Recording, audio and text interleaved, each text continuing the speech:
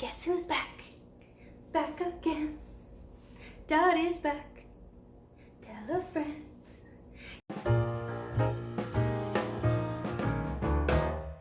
Alright guys, so long story short, I have since quit my job as being a teacher and now I'm doing something else. And I have a limited amount of time at home, but the really cool thing about my job is that sometimes my clients let me wander around their backyards and pick produce, which is a weird perk, but here we are. So yesterday, one of my clients has this good quarter acre of land that's just covered with blackberries. And if you're familiar with the Pacific Northwest, blackberries are pretty much everywhere. People stop by the roadsides and just pick them. And I got quite a lot actually, so I intend to do some baking with them. For lack of a bowl with a seal, I used this canister for moon cakes. Happy Moon Festival, everybody who celebrates. These were not the egg yolk kind, these were the lotus kind, and yes, I've eaten them all because they are delicious, except for one, Moo gets one.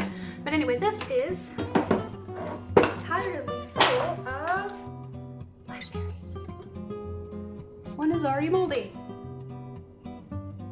Okay, well, I'm gonna actually have a chance to pick through these. These are fresh, I got them yesterday. I'm gonna go through and pick through them, wash them, drain them, and then find a recipe. And what I'm thinking is we're gonna do a blackberry cobbler. Now, I have two recipes I can look through through a couple of my books, and I can decide in a moment what I want to do. But for now, let's go and get these cleaned and washed and drained, and then we can figure out how we're gonna do that. So here we have our clean bowl of washed blackberries. I wanted to be gentle with these considering the fact that they are really ripe and they were gonna like pop in my hand. But I want to make sure I get things off like the stem, and if I find any little buggies in here that would be good to have, and then I can transfer them into here we go, mixing bowl. So I have my mixing bowl for clean, I have a paper towel for other bits. So like anything I find in here that doesn't belong, I'll just remove it. And I mean, this could mean anything. This could mean spiders. There were a lot of spiders hanging out in the brush. When I brought these in at first, there were a lot of like little tiny baby snails. They were actually very cute.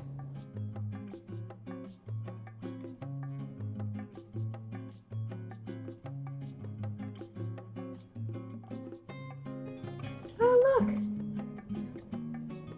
I found a spider!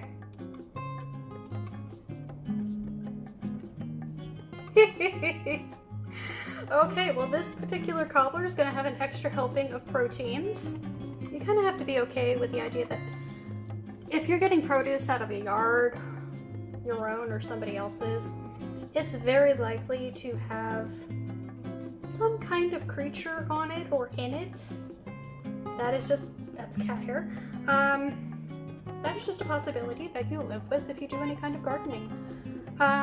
Most of the animals that you will meet in any particular type of produce, however, is generally not going to hurt you, at least not up here.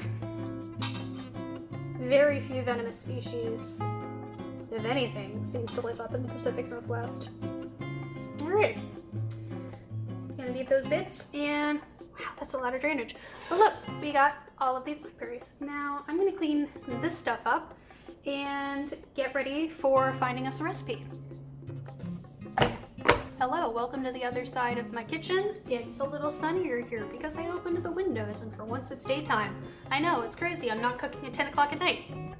What I have here is my Virginia Hospitality Cookbook. I've used it a couple of times in the past.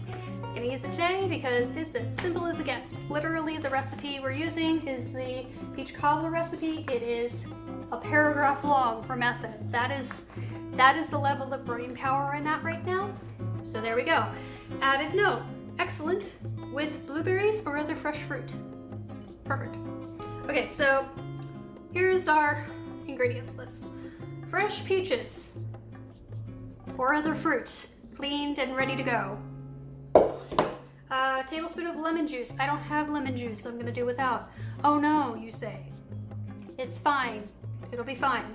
1/4 teaspoon of almond extract. I don't like almond extract, so I'm using vanilla extract. You can do whatever makes you happy. Flour, all-purpose, sugar.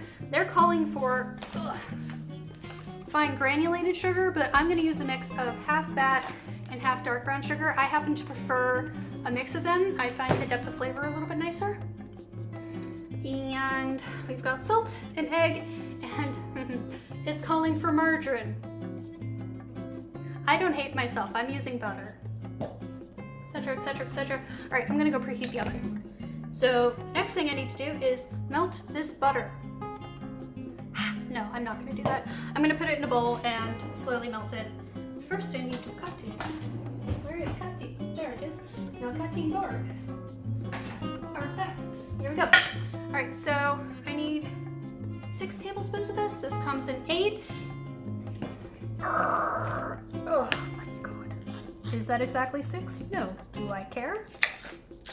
No, it's cobbler. Cobbler is not cake. Cobbler is not an exact science. Cobbler is a rough estimate of science. Okay, so I've got my butter. I need butter to melt it in place. Now, the best way to do this is actually to cut your butter into smaller pieces. Alright, so this is going to go in the microwave for 10 or 15-second intervals. If you do the same, please make sure to cover the butter because of liquid. The water in here will explode if it goes for a long enough time. And you do not want to clean butter off the inside of your microwave. Please take it from me. It is a pain in the butt. Alright, so we've got our bowl that's sprayed. Add fruit.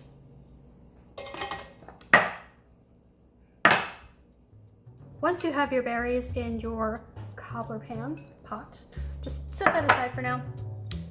You want your big mixing bowl, and in there you're going to sift together the dry ingredients.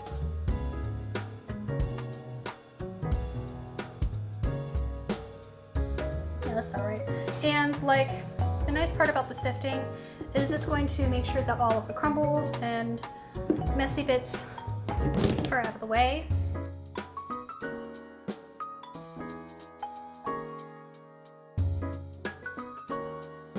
Alright, so my butter is now fully melted and I can add my last 3 ingredients, which is the butter, the egg, and the extract. So we're just gonna go ahead and dump the butter in first because I guess I want to use the bowl to crack my egg into. You don't have to take this extra step. It's just something that I have done because I am notorious for happening upon an egg that has blood in it. So this one is a clear egg. I'm not gonna worry about it, but just in case that happens to you, it's better to empty your egg out into a bowl before you add it to a thing. Is this a brand new unopened container? Oh, look, it's brand new. I can't pop the seal.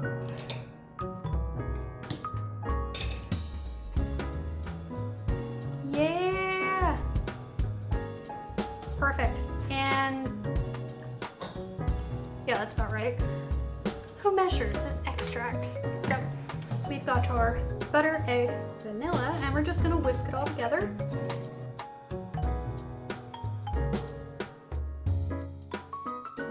Anyway, what you're looking for is kind of a nice soft ball consistency. I'm not really good at judging this. Basically, like if you mold it, it's like soft Play-Doh. It's gonna easily hold its shape, but it's also going to be easily reformed.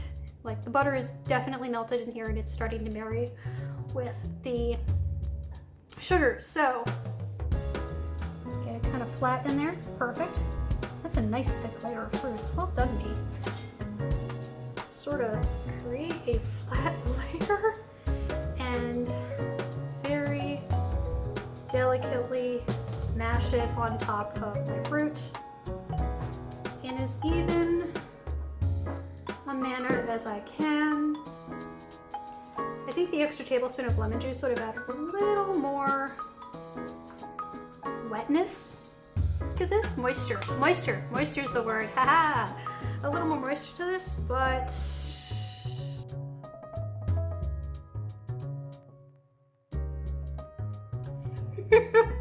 that looks rough. Okay, I've got my cobbler here. I'm going to wash my hands because they are greasy AF, and then stick this in the oven. So I'll be right back. Preemptive glove donning as usual. I believe in you. Do great things. Okay. And the recipe calls for 35 to 40 minutes. So this is not something I'm gonna have to turn. My oven cooks pretty evenly, so I'm just gonna I'll go 35 minutes, and there we go. I think what I'm gonna do is clean up and then make myself a cup of coffee. I only had about 4 hours of sleep. As you can tell, I look very tired, and I still have some things I need to do for work today, so coffee is the way I'm gonna go. Welcome to Café de la Red. I am here now in my little coffee area, which is just the other side of my kitchen. Not a big kitchen, there you go. Makes things simple. So I've got my thermos of coffee right here with the adorable little bunny mermaid sticker that Ellie gave to me. Thank you again. It's so cute, it always makes me happy. On my bright, beautiful pink container filled with delicious coffee. And since we don't have a coffee maker in our house, we use an electric kettle and a French press, or we have a pour over. Moo's a lot better at pour over than I am. I honestly have never really bothered to develop the skills, so I just don't have it.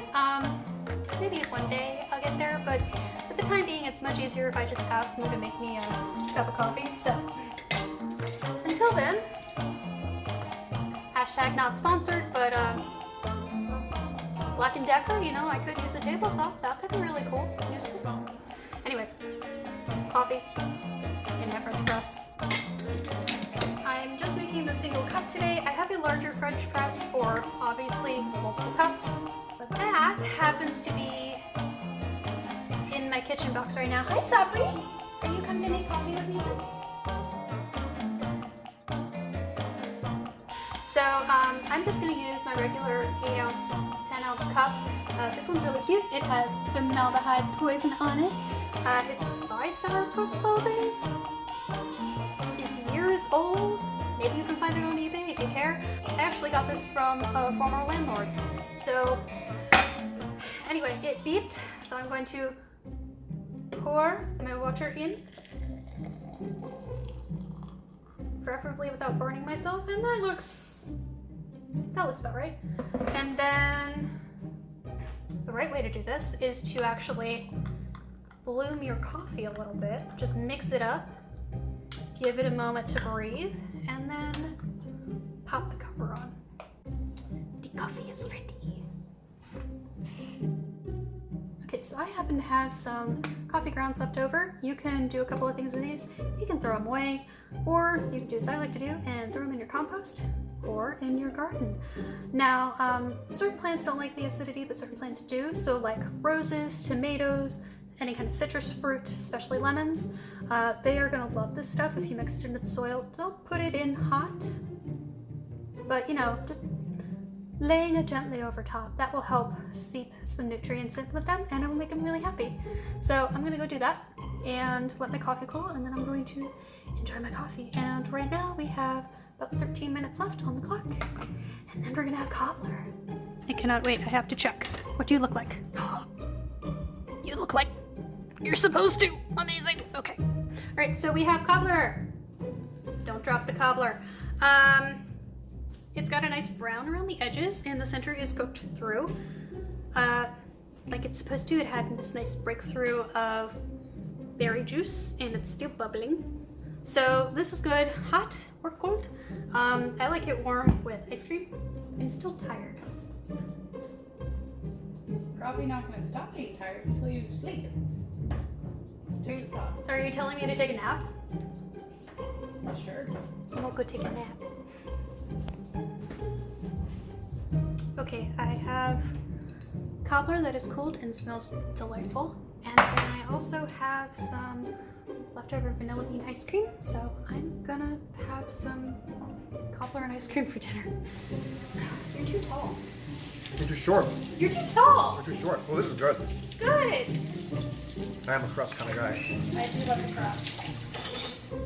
So it suits. Alrighty. Ice cream works very well with it, of course. Well, of course. And it's the vanilla bean, so. Oh. Oh. Hey, look at that. Yeah, exactly. Yes. Good crust. It's crunchy. Wow. Okay.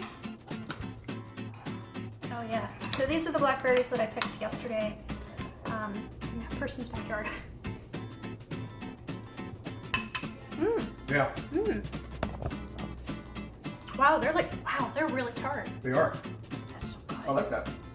Oh, I see what you mean about it being a little raw. That's fine. That's fine. It's fine. It's like they haven't had cookie dough before.